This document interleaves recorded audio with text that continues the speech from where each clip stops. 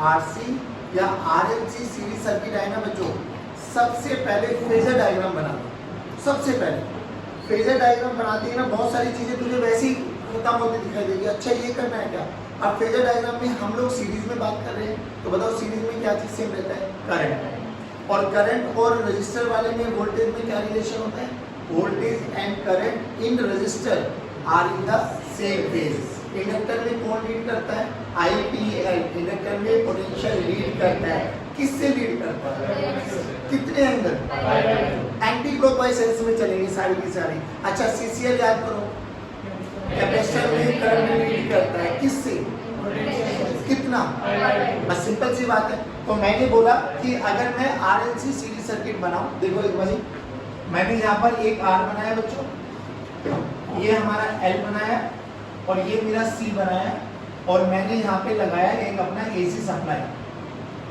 और यहाँ पे हमारी स्टैंडर्ड सप्लाई मान लेते हैं V0 sin of omega T. किसी भी स्टैंड पर मैं करंट मान के चल रहा हूँ I0, मेरा मैक्सिमम करंट है। ये R है मेरा, ये मेरा यहाँ पर XL है और ये मेरा XC है, ठीक है ना बच्चों। अब देखो, अब किसी भी स्टैंड पे जो भी करंट फ्लो कर रहा होगा वो I का फंक्शन ऑफ टाइम, वो भी हमें कैलकुलेट करना, हम निकाल सकते कोई बड़ी बात नहीं। यहाँ फेजर बनाओ, अगर ये I0 है तो यहाँ पर VR0 भी इसी डायरेक्शन में होगी। VR0 क्या जल्दी बोलो, peak voltage across resistor, peak voltage across. Similarly बोलो I0 मेरा रेफरेंस है, तो बताओ VL0 ऊपर जाएगा, हाँ है ना बोलो बच्चों, और ये मेरा रेफरेंस वेक्टर है I0, तो बताओ VC0 किधर जाएगा, नीचे। क्या इन तीनों को मैं एक ही फेजर पे बना सकता हूँ, चलो बना के देखते हैं। तो करंट मेरा रेफरेंस वेक्टर है बेटा I0, इधर ही मेरा VR0 है बच्चों, और ऊपर मेरा VL0 है बच्चों, और नीचे मेरा VC0। किसी भी स्टैंड पे बात करके चल लेते हैं, बताओ VL0 को ज्यादा माने या VC0 को बड़ा मान के चलिए, VL0। If VL0 is greater than VC0, खुद बताओ, ये वोल्टेज मान लो 5 वोल्ट है, ये 3 वोल्ट है, तो नेट वोल्टेज किधर है, ऊपर, कितना है, 2। बोलो यहाँ पे कैसे लिखेंगे, VL0 minus VC0 bye VR0। ये भी पीक वोल्टेज है, ये भी पीक वोल्टेज है, तो रिजल्टेंट क्या जाएगा बच्चों, पीक। सारे बोलो, और वो रिजल्टेंट इसी V0 के बराबर आएगा, हाँ ना बोलो बच्चों। अब देखो ये जो इनिशियली ये करंट था मेरा I0, ये I0 जो कि नेट करंट था सर्किट में, net voltage of the circuit, कौन आगे चल रहा है, एंटी क्लॉकवाइज डायरेक्शन में। देखो वोल्टेज किससे, कितने एंगल, 5। क्या मैं यहाँ से tan phi निकाल सकता हूँ बच्चों, tan phi की वैल्यू बोलो बच्चों, perpendicular by base, perpendicular by, तो बोलो क्या हो जाएगा, VL0 minus VC0 bye VR0। अच्छा VR0 क्या थी, पीक वोल्टेज अक्रॉस रेजिस्टर, हाँ ना बोलो। याद करो ओम्स लॉ में क्या बताया था, V इक्वल्स टू IR में V0 यूज करोगे तो I0 यूज करेंगे, VRMS यूज करेंगे तो, अब ये कौन है, पीक वोल्टेज, तो बोलो VR0 को क्या लिख सकता हूँ, VR0 को I0 इंटू VL0 को बोलो I0 into XL, I0 into सारे बोलो VC0 को बोलो I0 इंटू, क्या मैं यहाँ पे रख सकता हूँ बाबा, ध्यान से देखो क्या बना, I0 into XL minus I0 into XC by I0 into I0 विल, तो बताओ tan phi की वैल्यू क्या बनी, XL minus XC by XL minus XC by, बोलो इतना समझ में आया, पक्की बात। अब मुझे एक बात बताओ, अब ये मैंने वोल्टेज का बनाया था फेजर डायग्राम, क्या मैं ऐसे ही अपोजिशन सर्किट का भी बना सकता हूँ, खुद सोच। रजिस्टर के केस में अपोजिशन कौन है, R, VL के केस में XL, इसके केस में, अब ऐसे बोला जाता है कि इसको ना I0 से डिवाइड कर दो, सोच I0 से डिवाइड कर VR0 बाय I0, क्या बनेगा, R, VL0 bye I0, XL, VC0 bye I0, तो ऊपर देख क्या बना, इधर बना R, ये बना XL, और ये बना, ये भी अपोजिशन, ये भी अपोजिशन, तो रिजल्टेंट क्या देगा बच्चों, सारे बोलो। और यहाँ पे इस अपोजिशन का नाम लिखा जाता है Z, क्या लिखा जाता है बच्चों, जल्दी बोलो, Z की value under root of R square plus XL minus XC का, XL माइनस XC का, अभी भी ये एंगल कितना है बच्चों, 5, बोलो 5 की वैल्यू tan phi किसके बराबर हो जाएगा बच्चों? XL माइनस XC बाय, बच्चों यहाँ पे cos phi और निकाल दो जल्दी, cos phi की value R by Z, R by बाद में बात करेंगे। cos phi ही हमारा पावर फैक्टर कहलाया जाता है। क्या कहलाया जाता है बच्चों? सारे बोलो बच्चों, पावर फैक्टर। चलिए अब जब ये सब चीजें समझ में आ गई, अब देख मुझे क्या निकालना है बच्चों, मुझे V की वैल्यू, मुझे I as a function of time निकालना है। याद करो नेट वोल्टेज से करंट आगे है पीछे, पीछे भाई वोल्टेज आगे आगे चल रही है ना, करंट पीछे पीछे चल रहा है, तो I as a function of time बोलो, I as a function of time I not sine of omega t minus 5। नहीं आया बच्चों? और 5 की वैल्यू हम यहाँ से निकाल सकते हैं, tan इनवर्स, मतलब 5 की वैल्यू क्या आ जाएगी? tan inverse XL minus XC by R। आप सुनो, यहाँ से बहुत न्यूमेरिकल देखने को मिलेंगे, जैसे शायद आप लोगों का न्यूमेरिकल नंबर 8 है, सुनना वो क्या बोल रहा है कि एक RLC सीरीज सर्किट था, उसमें पहले L को हटाया गया, तो जो फेज डिफरेंस आया वो पाई बाई 4 का आया, फिर C को हटा दिया, फिर फेज डिफरेंस पाई बाई 4 का आया। कंडीशन है ना ये? अब खुद सोच के दो, मैं ये कह रहा हूँ जब भी तुम्हारे पास RLC सीरीज सर्किट आए ना, सबसे पहले क्या करो? फेजर बना, दिखाओ एक बार मैं क्वेश्चन दिखाता हूँ, देखो क्या बोला गया। A series LCR circuit is connected to an AC voltage source। Series LCR circuit है, यही वाला है। बोला जब when L is removed from the circuit, सोच के देख जब L को हटा दिया गया क्या बचा? RC। क्या बचा? तो RC बना नहीं सकते, मैं बना लो, ये मेरा R, ये मेरा C, सॉरी ये मेरा C। अब बोलो यहाँ पे R और यहाँ पे XC है ना, बोलो क्या तुम्हें इसका फेजर बनाना आता है बच्चों? बोलो R तो इधर ही रहेगा, XC बताओ ऊपर बनाओ नीचे, नीचे, अरे ऊपर बनाओ नीचे, बेटा सब रिप्लाई करेंगे, ऊपर या नीचे। क्या इसका इम्पीडेंस निकाल सकते हो? बोल किधर? इधर Z, और ये फाई है आपके पास। देखो क्या बोला गया, when L is removed from the circuit, the phase difference between current and voltage। ध्यान से देखो तो ये I नोट है मेरे पास, इधर VR नोट ले लो, ये VC नोट है मेरे पास, तो इधर V नोट आ जाएगा बच्चों। तो करंट एंड वोल्टेज के बीच में जो फेज डिफरेंस है दैट इज पाई बाई 3, तो ये फेज डिफरेंस दे दिया पाई बाई 3। चलो ठीक, अब देखो क्या बोला गया, if instead C is removed from the circuit। अब वो कह रहा है L की जगह C हटा दो, तो कौन सा सर्किट बना? R and L। अब एक बार बताओ, इधर अभी भी कौन है बच्चों? I नोट, इधर कौन है अभी भी? VR नोट, इधर कौन है बच्चों? VL नोट, इनके बीच में नेट वोल्टेज अभी भी यही आएगी, V नोट। अरे है ना, बोलो। अब यहाँ पे देखो ये 5, अभी भी कितना बोला गया? पाई बाई 3 बोला गया, अभी भी फेज डिफरेंस पाई बाई 3 है। मुझे एक बात बताओ, अगर तुम्हें समझ में आ गया तो क्या यहाँ से मैं tan phi की वैल्यू नहीं निकाल सकता? tan phi परपेंडिकुलर बाय यानी XC बाय, सारे बोलो XC बाय, सारे बोलो XC बाय। अब किधर यहाँ पे देखो tan phi की वैल्यू निकालो बच्चों, XL बाय, तुम्हें नहीं लगता दोनों का फेज सेम है? ये भी tan pi बाय 3, ये भी tan pi बाय 3, अगर दोनों की लेफ्ट हैंड साइड सेम है तो राइट हैंड साइड भी बराबर इक्वेट करो ना। XL by R must be equal to XC by R। RR will बाबू इसको बोलते हैं हम रेजोनेंट कंडीशन। क्या बोलते हैं? सारे बोलो। रेजोनेंट कंडीशन क्या होती है बच्चों? रेजोनेंट कंडीशन वो कंडीशन होती है जब potential drop across VL not and VC not दोनों क्या हो जाए? बराबर। दोनों क्या हो जाए?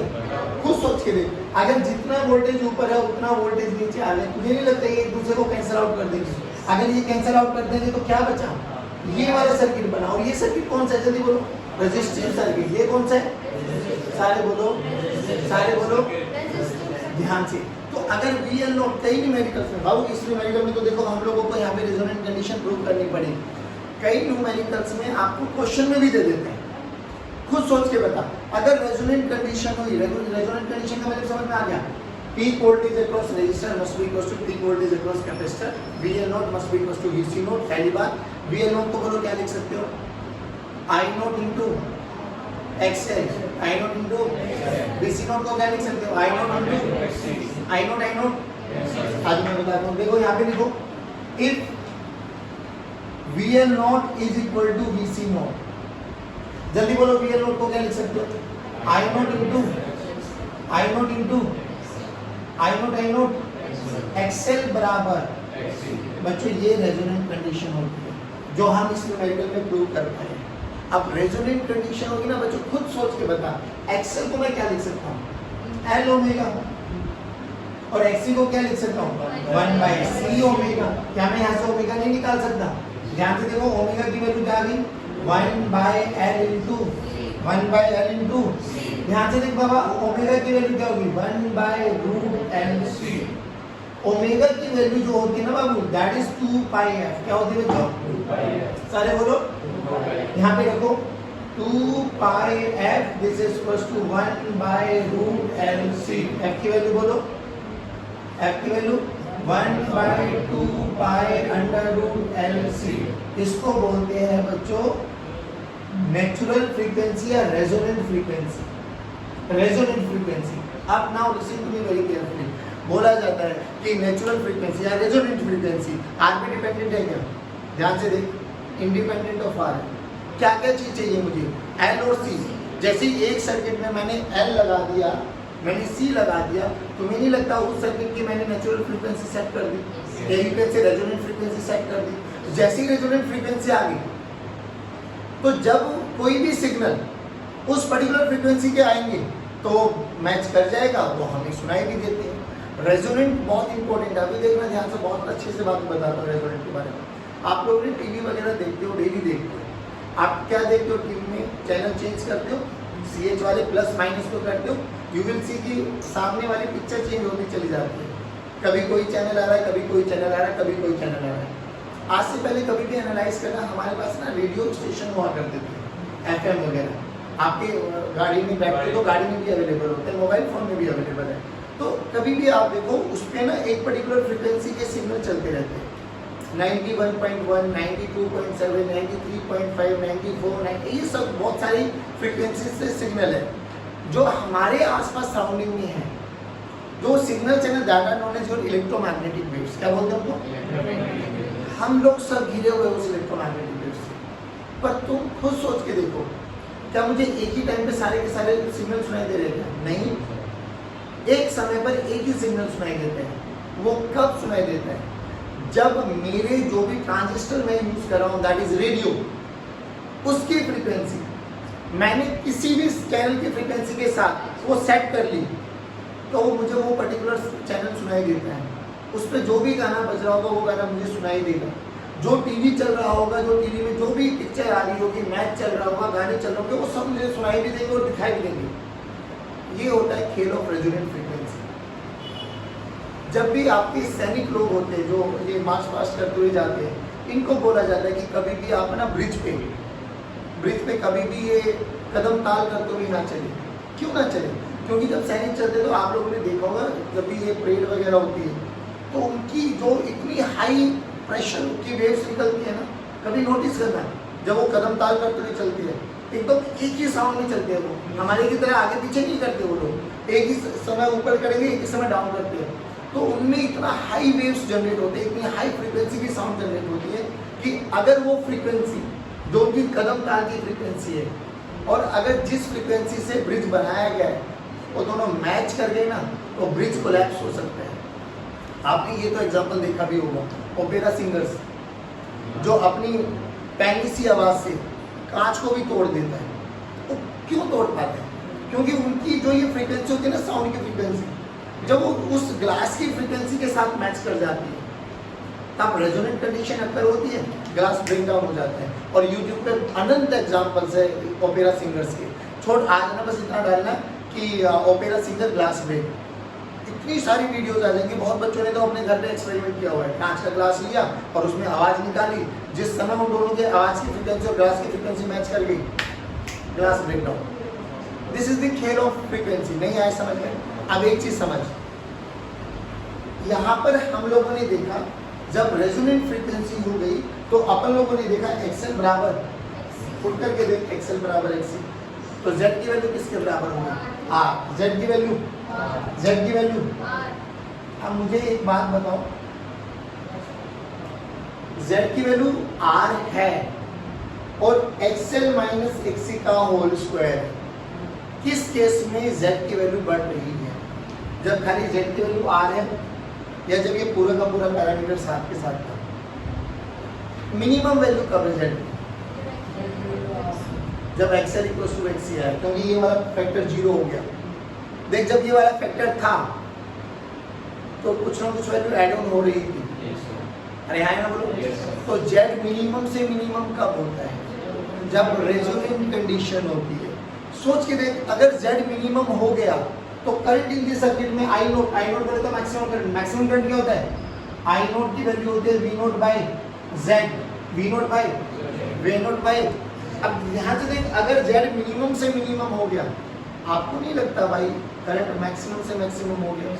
तो जब भी कभी न्यूमेरिकल्स में एक लाइन लिखी रहे ना कि current in this circuit is maximum, तो समझ लेना वो कौन सी कंडीशन के बारे में बात कर रहा है? Resonant condition. कौन से बारे में? जब कभी भी आप न्यूमेरिकली ये चीज एनालाइज कर पाओ कि एक्सेल बराबर, जैसे इसमें हमें नहीं पता था, कंडीशन नहीं दे रखी थी कि रेजोनेंट कंडीशन है, बट जैसे हम लोगों ने न्यूमेरिकली अप्रोच लगाई, अपन लोगों को क्या डिराइव कर पाए?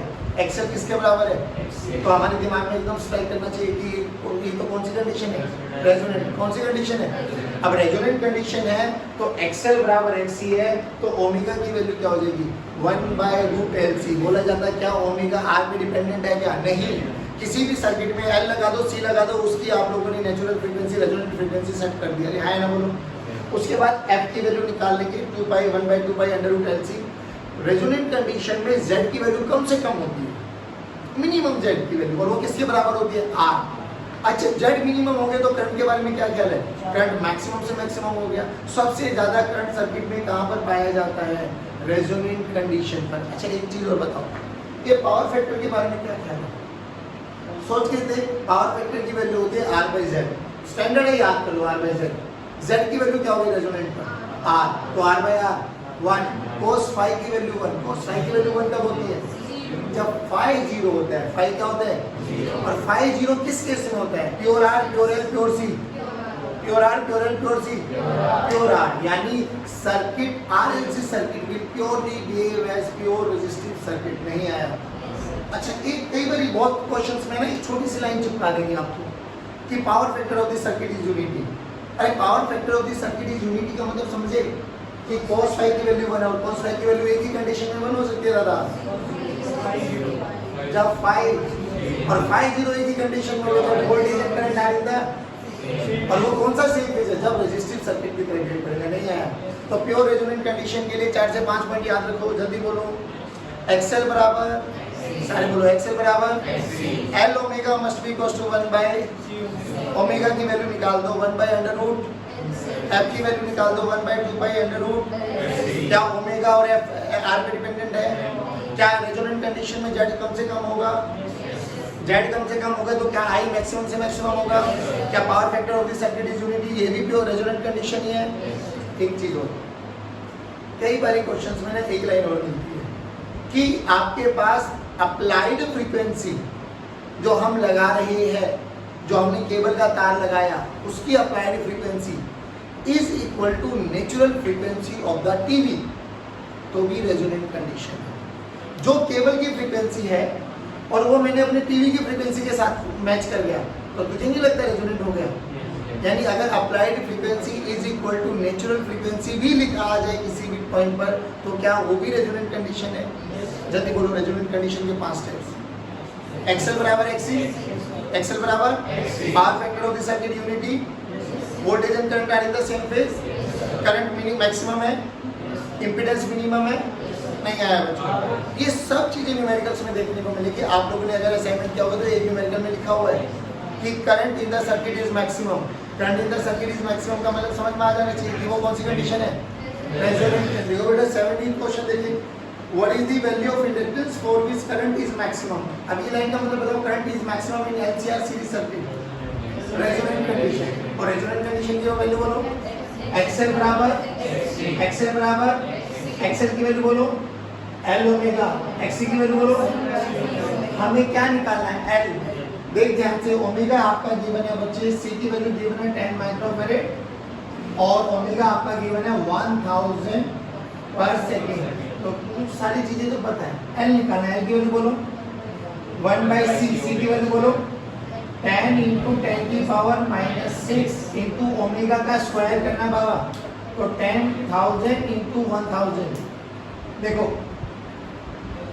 तो क्या आ गया, एल की वैल्यू 0.1 हेनरी। अब इसमें जो ऑप्शन है ना वो मिली हेनरी में है, तो मिली का मतलब होता है 10 की पावर। बस तो एक काम करो, इसको 1000 से मल्टीप्लाई कर दो और 1000 से, ध्यान से देख, ये 1000 जो है ये मिली में बन गया और यहाँ की जीरो ने इसको मारा, तो what will you get, 100 milli henry. नहीं आया बच्चों, पक्की बात, श्योर। चलिए ट्यूनिंग सर्किट देखिए कैसे काम करता है। मान लो हमारे पास कोई भी रेडियो सेट है और हम अपने घर में लेके आ गए, ये हमारा रेडियो सेट। अब देखा तो होगा ना आप लोगों ने रेडियो, बहुत बढ़िया। एक ये ऐसे बटन होता है, एक ऐसे ही है और यहाँ पे एंटीना। हाँ वही, ये हमारा एक ट्यून करने के लिए होता था, ट्यूनर। हाँ, एक वॉल्यूम को कम या ज्यादा करने के लिए होता था, ठीक। और यहाँ पर है ना 88 मेगा, मेगा का मतलब 10 की पावर 6, 88 मेगा हर्ट्ज से लेके 108 मेगा हर्ट्ज तक के सिग्नल्स अवेलेबल होते थे। अच्छा ये भी है ना, हमारी मतलब गवर्नमेंट डिसाइड करती है हमें कितना बैंडविड्थ इसको देना है। इसको बैंडविड्थ बोलते हैं, basically set of range of frequency, this is bandwidth. तो कितनी बैंडविड्थ किसको देंगे, सब गवर्नमेंट डिसाइड करती है। हमारे यहाँ पर इंडिया में जो रेडियो के लिए, एफएम के लिए रेंज डिसाइड की गई ना, वो 88 मेगाहर्ट्ज से लेके 108 मेगाहर्ट्ज के बीच में है। तो देख, ऑल ओवर इंडिया कहीं पे भी चले जाओ, आपको कोई भी रेडियो स्टेशन इससे ज़्यादा बाहर रेंज का नहीं मिलेगा। अब सुनो, मान लो हमें नया नया, पहले ट्रांजिस्टर आते थे, बहुत खुश होते थे। आजकल तो हर किसी में ट्रांजिस्टर, मल्टीमीडिया फोन रखे हुए हैं। बट पहले एक घर में एक रेडियो आने की खुशियाँ ना इतनी होती थी जितना आजकल एक प्ले स्टेशन आने की खुशी होती है। सही बता रहा हूँ। तो अब देख क्या होता है, मान लो हमें गाना सुनना हो रहा, अभी हमें कुछ नहीं पता कौन से रेडियो स्टेशन पे कौन सा गाना सुनना। सुनो, मान लो हमारे पास 2-3 नाम लिख लेते, 91.1 मेगाहर्ट्ज, 92.7, 93.5, 104.8, 104, बस ये 4-5 होते हैं। ये सारे के सारे मेगाहर्ट्ज हैं। सोच के देख, यहाँ पर गाना चल रहा है, जल्दी बोलो, मुन्नी बदनाम हुई। कौन सी बेटा, मुन्नी बदनाम हुई, बहुत बढ़िया। यहाँ पे हुई शीला की जवानी, कौन है बेटा, शीला की जवानी। यहाँ पे दिलबर, दिलबर, चलो बेटा यहाँ पे लिखो दिलबर, दिलबर। चलो यहाँ पे लिख दो चिकनी चमेली। यहाँ पे लिख दो ऐ मालिक तेरे बंदे, ऐ मालिक तेरे बंदे हम। ठीक है भाई, ठीक है। अब ये हमें कुछ नहीं पता क्या हो रहा है क्या नहीं हो रहा, बट ये पक्की बात है कि हम अपना ट्रांजिस्टर लेके आए। अब हमारा सारा खेल देखो, वो तो है उनकी फ्रीक्वेंसी सेट है, उन पे गाने आएंगे, कभी आरजेस बात कर रहे होंगे, कभी ऐड आ रही होंगी। जिस इंस्टेंट पर हम करें उन इंस्टेंट पर ये गाने चल रहे हैं। अब देख हमें क्या करना है, जैसे ही मैंने ट्यून किया ना, मैं लेके आया 91.1। 91.1 का मतलब समझ कि मैंने अपनी रेडियो की फ्रीक्वेंसी 91.1 कर दी। तो जो भी सराउंडिंग में उस फ्रीक्वेंसी पर जो भी सिग्नल आ रहे होंगे वो हमें सुनाई दे जाती है, उसको बोलते हैं वो अप्लाइड फ्रीक्वेंसी है। ये मेरे सर्किट की नेचुरल फ्रीक्वेंसी है। तो अप्लाइड फ्रीक्वेंसी किसके बराबर होगी, तो रेजोनेंट बना नहीं बना, कौन सा गाना सुनाई देगा, सारे बोलो। फिर मैंने दोबारा इसको ट्यून किया, ट्यून करते करते मैं 104 पे लेके आ गया, कौन सा गाना सुनाई दिया, सारे बोलो। फिर मैं इसको 93.5 पे लेके चला गया, जल्दी बोलो। ऐसे ही फ्रीक्वेंसी सेट होती चली जाती है। अब ध्यान से सुनो, please listen to me very carefully. F का फॉर्म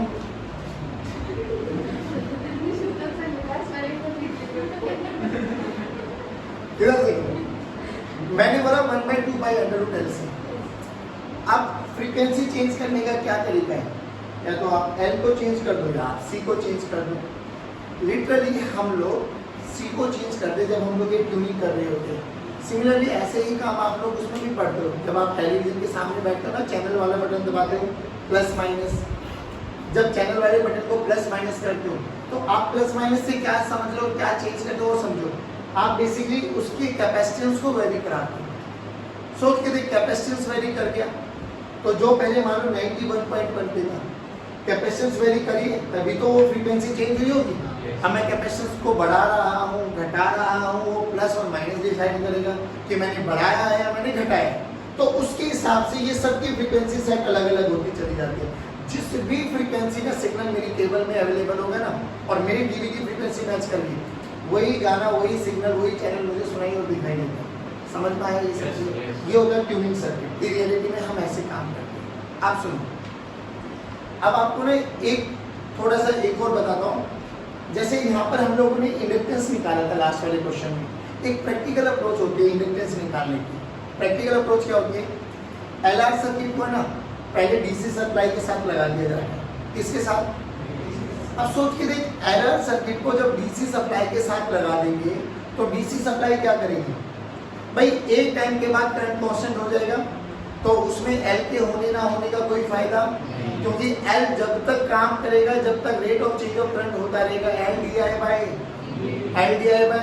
जब तक वो होता रहेगा तो बैक ईएमएफ बनने वाला है। देख, सोच के देख। तो वो क्या करते हैं बच्चों, एक L और एक R, इन सर्किट को है ना एक बैटरी के साथ लगा देते हैं।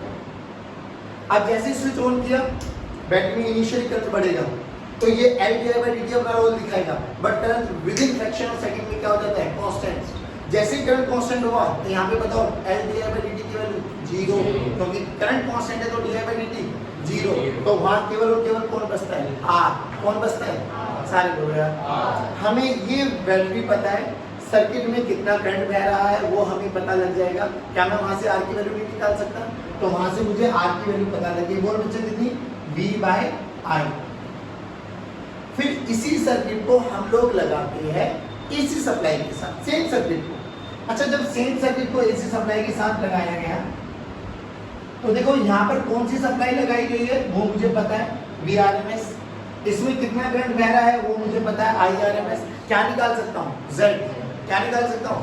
तो Z की वैल्यू बोलो यहाँ से, VRMS बाय IR। अरे बोलो भाई, VRMS मुझे पता है, IRMS मुझे पता है, सब पता है, देख लिया। Z की वैल्यू पता लगी। Z बोलो,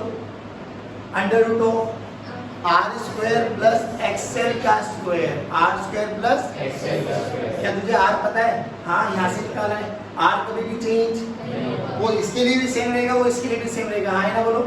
Z पता है? यस। तो Z का फॉर्मूला बोलो, Z², this is equals to R² plus XL। तो यहाँ से क्या निकल जाएगा? L। L क्या होता है? Inductance. And this is practical approach to calculate inductance of this circuit. आपको बहुत सारी न्यूमेरिकल देखने को मिलेंगी। एक सर्किट है, उसको डीसी बैटरी के साथ लगा दिया गया, फिर उसको एसी बैटरी, एसी सोर्स के साथ लगा दिया गया। बताओ कैसा सर्किट है वो? तो ये समझ लेना, जब वो डीसी के साथ लगाया गया, देन एसी के साथ लगाया गया, तो वो क्या होता है? LR circuit. कैसा सर्किट होता है वो?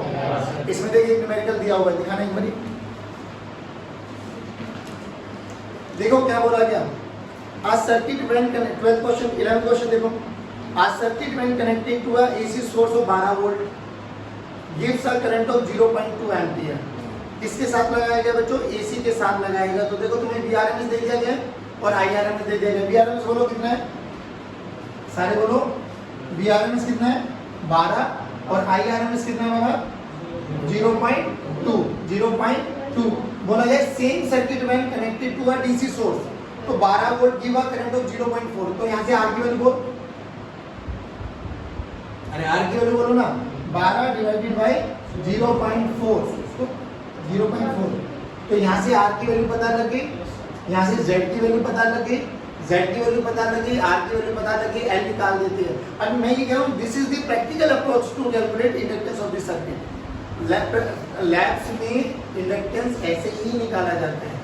LR सर्किट को पहले DC के साथ लगाया जाता है, फिर AC के साथ लगाया जाता है, फिर वहाँ से L की वैल्यू को निकाला जाता है। बात समझ में आई? जब कभी भी ऐसे न्यूमेरिकल्स आए, DC के साथ लगा दिया गया, AC के साथ लगा दिया गया, दिमाग में क्या होना चाहिए? कौन सा सर्किट है? LR। कौन सा सर्किट है?